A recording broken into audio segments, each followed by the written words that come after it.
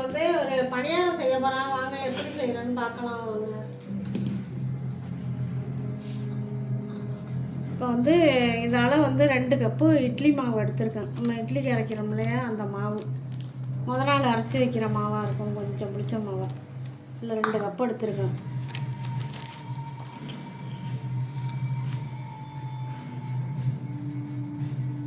இந்த ஸ்பூனால் ஒரு 2 ஸ்பூனு மைதா மாவு போட்டுக்கிறேன்.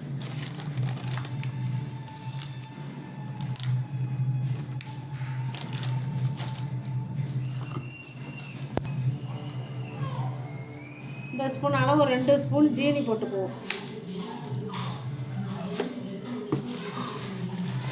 ஒரு முட்டை ஊற்றிக்கலாம்.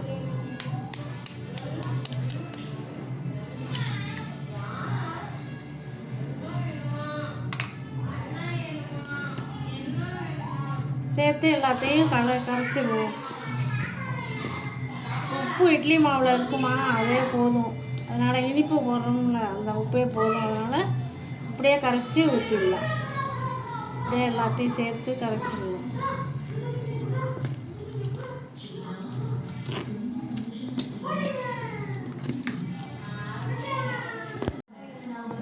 இந்த மாவு பாருங்கள், மாவு எப்படி கரைச்சி எடுத்துட்டோம் பாருங்கள். அதுக்கு கரெக்டாக இருக்குங்க. இந்தமாரி கரைச்சி வச்சிங்க. பனியார சட்டி வச்சுட்டு எண்ணெய் ஊற்றிக்குவோம்.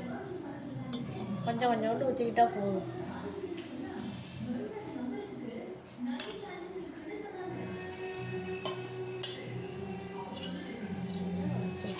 சூடாயிட்டு இப்போ ஊற்றிக்கலாம்.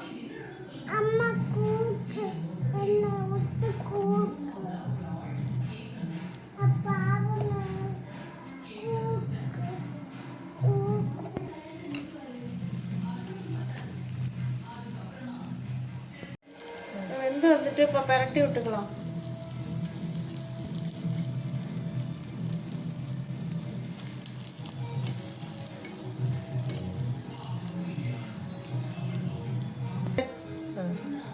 எல்லாத்தையும் பரட்டி விட்டாச்சு. இப்போ வெந்த பிறகு எடுத்துக்குவோம். வெந்துட்டு இப்போ எல்லாத்தையும் எடுத்துக்குவோம்.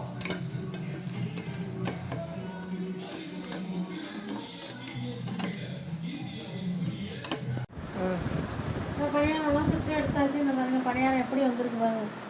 பஞ்சாக இருக்குது பாருங்கள் பணியாரம். நீங்களும் இது மாதிரி செஞ்சு பாருங்கள். செஞ்சு பார்த்துட்டு எப்படி இருந்தது கமெண்ட்டில் சொல்லுங்கள். வாங்க எல்லோரும் சாப்பிடுவோம்.